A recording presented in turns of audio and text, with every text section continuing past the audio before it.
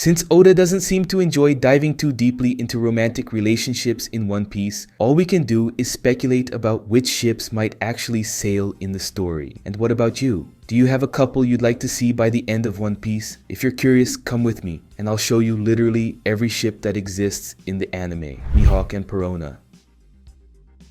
These two had their moments when Kuma sent Perona flying to Hawkeye's castle. They spent 2 years together there, but nothing romantic ever happened between them. However, when Perona left, Mihawk thanked her for everything she had done, leaving poor Perona absolutely over the moon with happiness. Chopper and Carrot.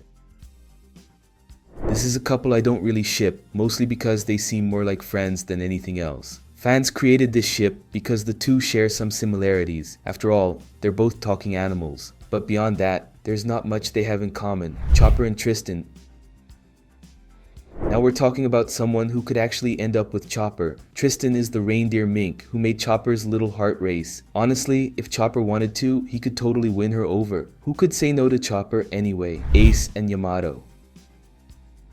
These two shared a night together. Wait, don't get the wrong idea. That night, they talked about adventures, dreams, and the people important to them. It's a shame that, years after that meeting, Ace became a donut. If it weren't for that, you can bet they would have ended up together. Makino and Shanks. Makino met Shanks when he visited her island in the East Blue. He showed kindness, affection, and even helped clean up the little bar she works at. She even had a child, and some believe Shanks is the father, but honestly, I highly doubt it. Sabo and Koala. These two are definitely going to end up together. They grew up in the Revolutionary Army and are always side by side on missions. When Sabo went missing or was on the brink of death, Koala showed a much deeper emotional concern, which clearly hints that they'll end up together sooner or later. Koby and Rebecca. These two only met once, right before the reverie began. They had a brief interaction where they showed their affection and gratitude toward Luffy. Look, they're the same age, they're good-hearted people, and they share the same idol. Could something spark between them? Vivi and Koza. These two grew up together in Alabasta, but as they got older, conflicts strained their bond a bit. In the end, with Crocodile's downfall, they were able to reconnect. We don't really know where their relationship stands now, but since they've known each other since childhood, Koza is the strongest contender to end up with Vivi. Smoker and Hina. They have a lot in common. They're grumpy, arrogant, and both are Marines. They've shared several interactions throughout the series, and since this would be a couple made up of two alpha personalities, if you catch my drift, fans love the idea of them being together. Usopp and Kaya. This is the couple that hasn't happened yet, but everyone knows it's bound to happen. In the anime and manga, they haven't shown much romantic development, unlike the live action, which gave them their first kiss. So if it's in the live action, you can celebrate, because Usopp and Kaya are already canon there, Leo and Mansherry.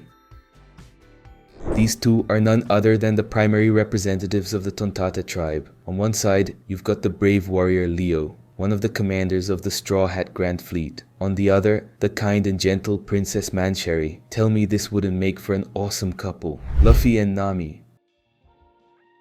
Yep, a lot of people root for this ship, even though Nami is the woman Luffy has the strongest connection with and shows him a special kind of affection. We can't forget that this isn't what Oda has in mind for the story. Luffy and Nami are the epitome of loyal companions. But hey, do you still believe in this pairing? Luffy and Hancock.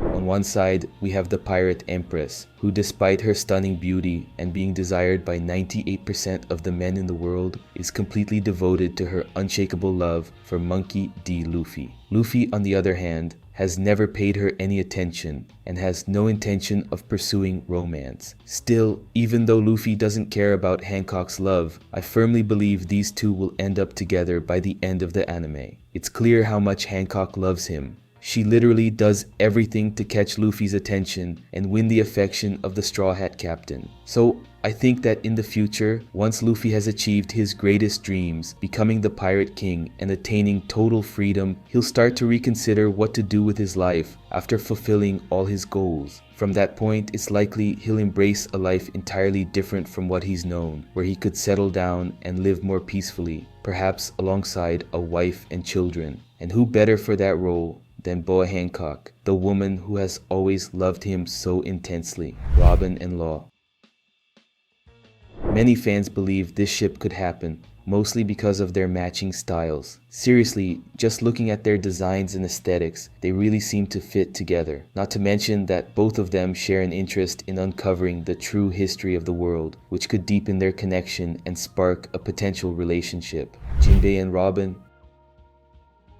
But trust me, Robin and Jinbe have way more chemistry. From the moment Jinbe joined the crew, Robin spent a lot of time with him. She even traveled to Onigashima alongside him and fought in the early battles by his side. Could something more develop between them? Zoro and Robin.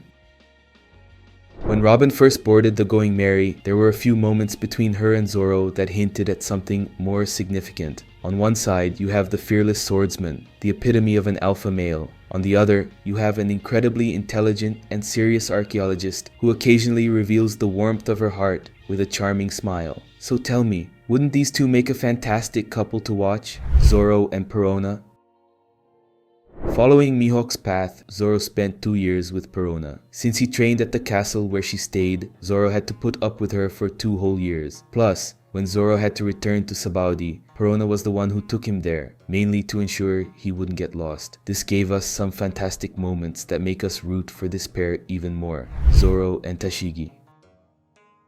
At first, Tashigi was a woman Zoro tried to avoid, mainly because she looked exactly like Koina. Honestly, I thought something might develop between them because of that dynamic. But now, Zoro seems to see Tashigi as just another woman, and that makes me doubt they'll ever have anything more in the future. Zoro and Nami.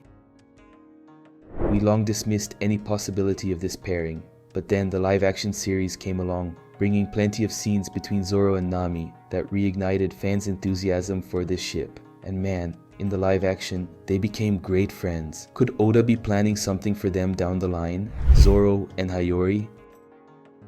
In my opinion, this will be Zoro's woman. Given his connection to the samurai of Wano, it would be fascinating to see Zoro marry Hiyori and have samurai children with her. Not only would they be Zoro's offspring, but they'd also carry the royal blood of the Kozuki clan, potentially creating some of the greatest swordsmen ever. Dragon and Crocodile. I didn't even want to comment on this, but if it's ever confirmed that Crocodile used to be a woman, then I wouldn't doubt anything anymore. Sanji and Nami.